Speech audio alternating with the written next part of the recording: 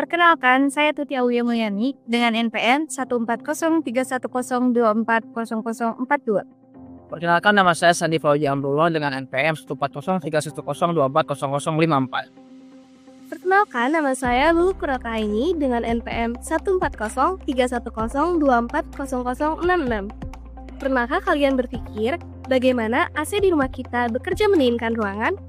Hari ini kami akan menjelaskan prinsip dasar kerja dari air conditioner yang ternyata memanfaatkan hukum-hukum dasar dalam fisika, terutama termodinamika.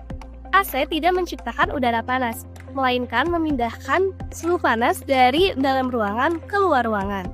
Proses ini sangat erat kaitannya dengan prinsip perpindahan energi.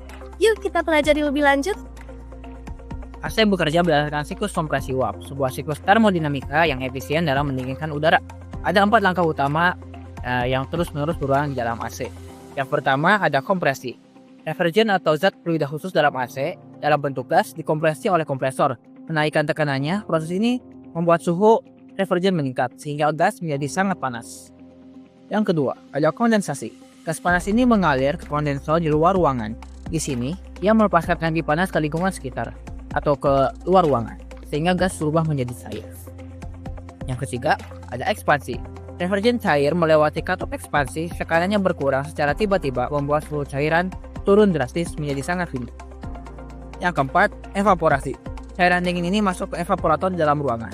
Refrigerant menyerap panas dari udara sekitar sehingga udara dalam ruangan menjadi dingin dan refrigerant kembali berubah menjadi bentuk gas.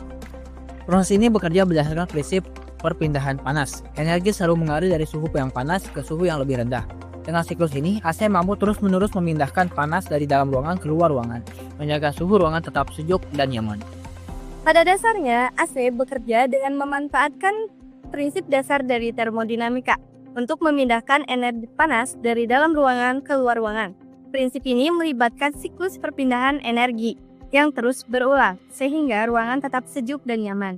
Ini adalah contoh nyata bagaimana konsep fisika dimanfaatkan ke dalam kehidupan sehari-hari untuk menciptakan teknologi yang mendukung kenyamanan dan efisiensi. Sekian pemaparan prinsip dasar kerja AC yang menerapkan hukum-hukum dalam fisika. Semoga penjelasan ini bermanfaat.